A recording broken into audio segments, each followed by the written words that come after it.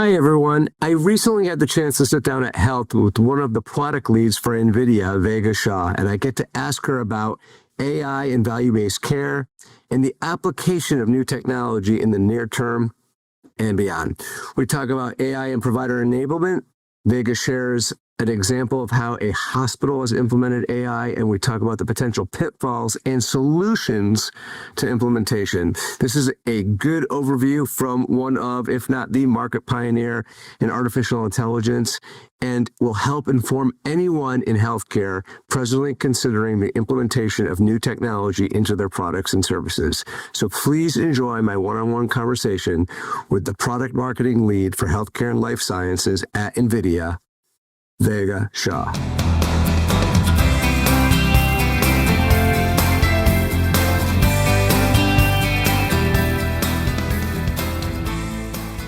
Hi, everyone. I am here in person, exciting with Vega Shah, who is the product marketing manager lead for healthcare and life sciences for Nvidia. So welcome. Thanks for doing this. Thank you. Thanks for having me. So I think everyone listening has heard of Nvidia.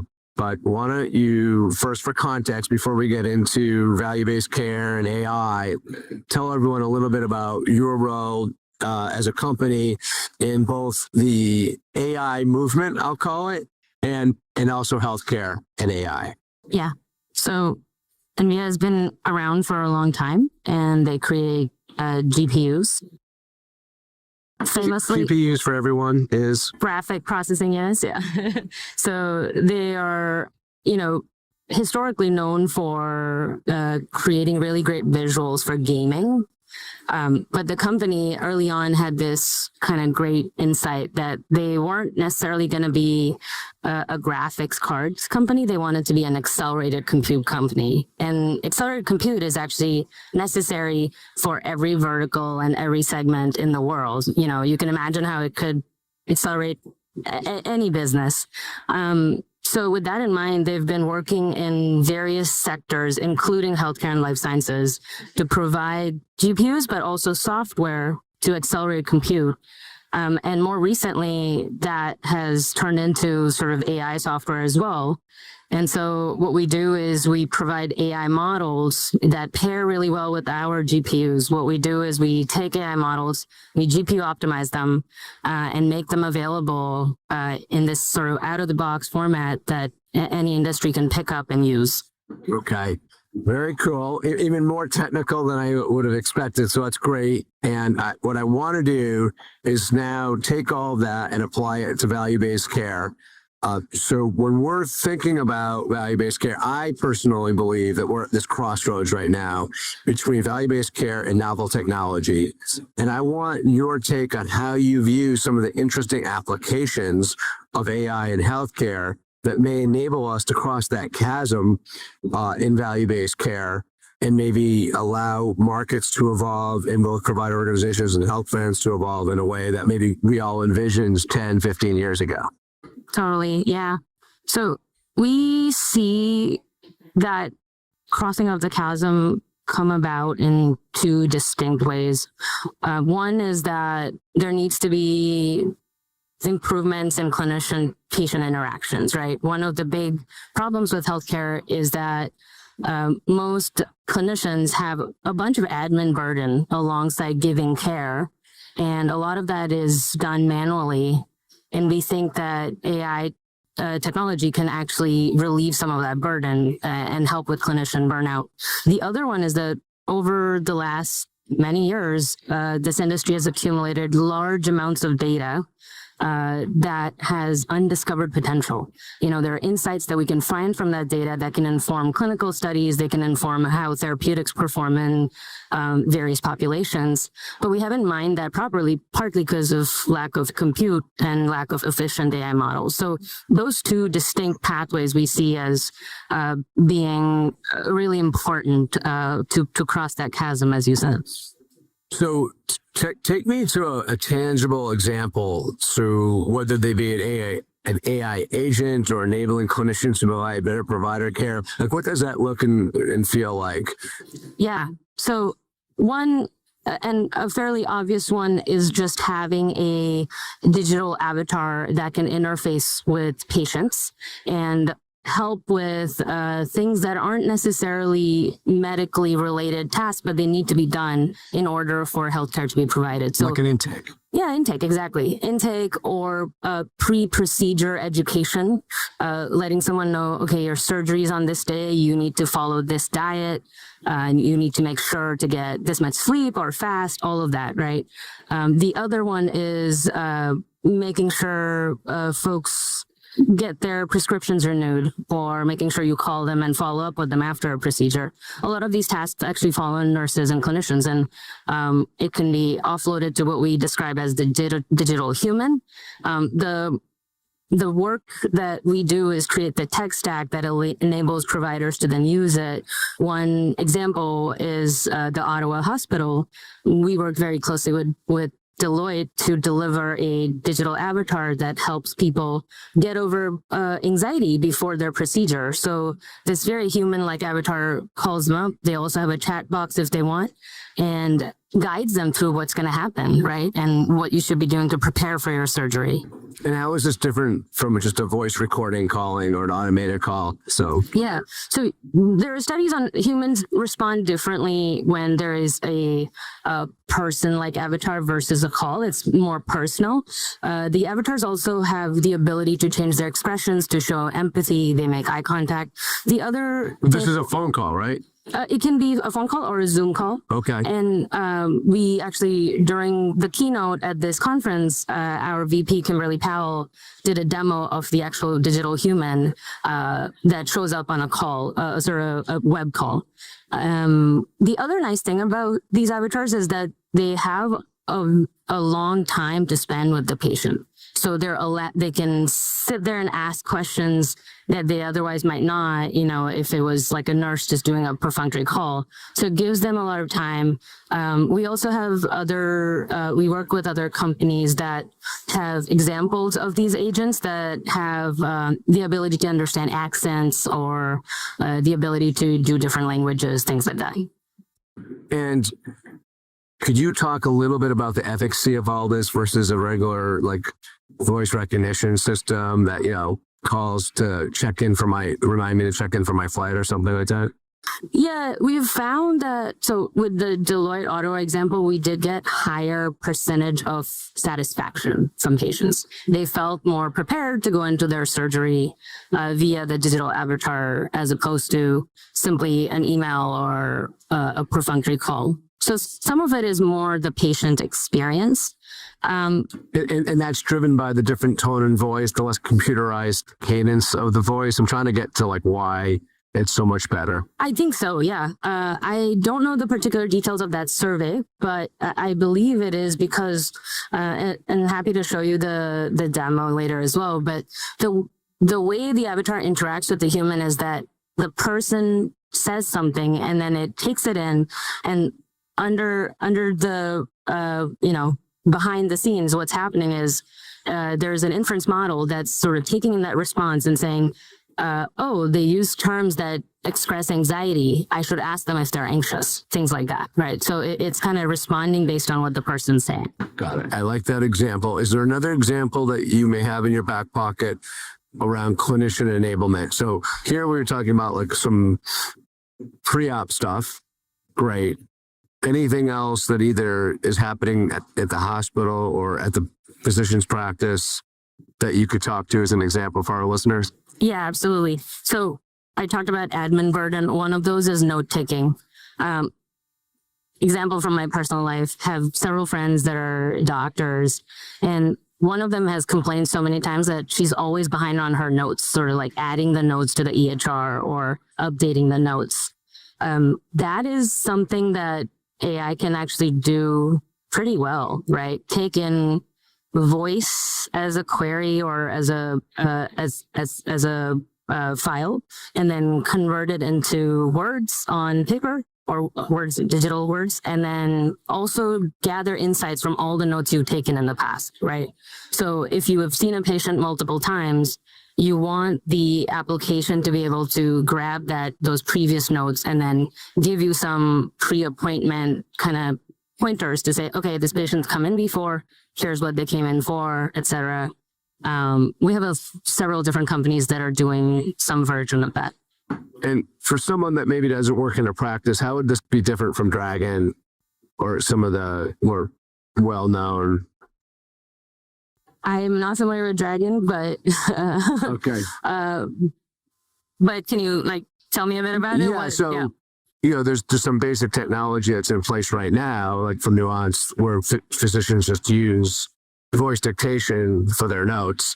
Is this the AI help just organize it better, or like? Well, I think okay. So the AI part is what's allowing you to gather insights from previous notes, right? So it's creating a database of all the notes you've taken. It can also be informed by external databases that have knowledge of like medical literature.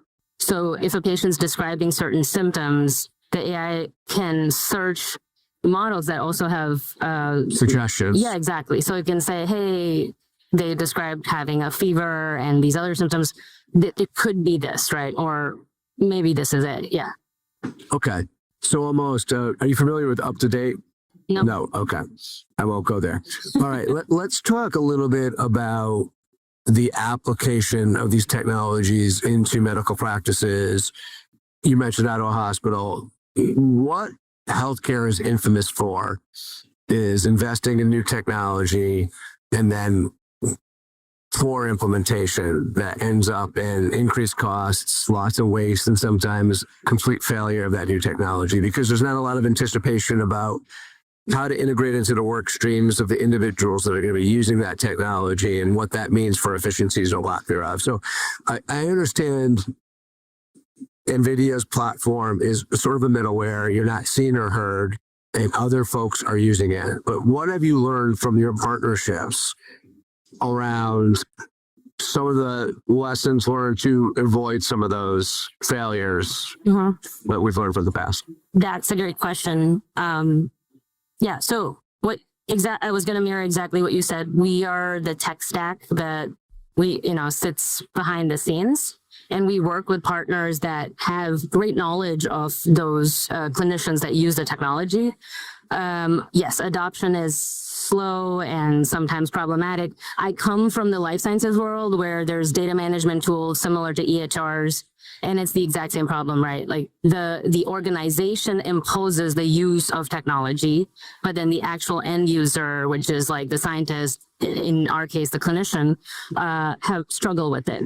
I think it's like almost like a UI UX thing, right? Like make the experience better for the clinicians, and that will drive adoption. And we do work with partners that spend a lot of time focused on what the end user's experience will be like, how to offload, like they shouldn't be clicking a lot. They can use voice commands, or it should be intuitive to their use case. And the way they do this is a lot of them are actually just MDs, like they were previous doctors now working at startups, right? So that is my hunch. That is how we make adoption better for end users. Yeah. Okay.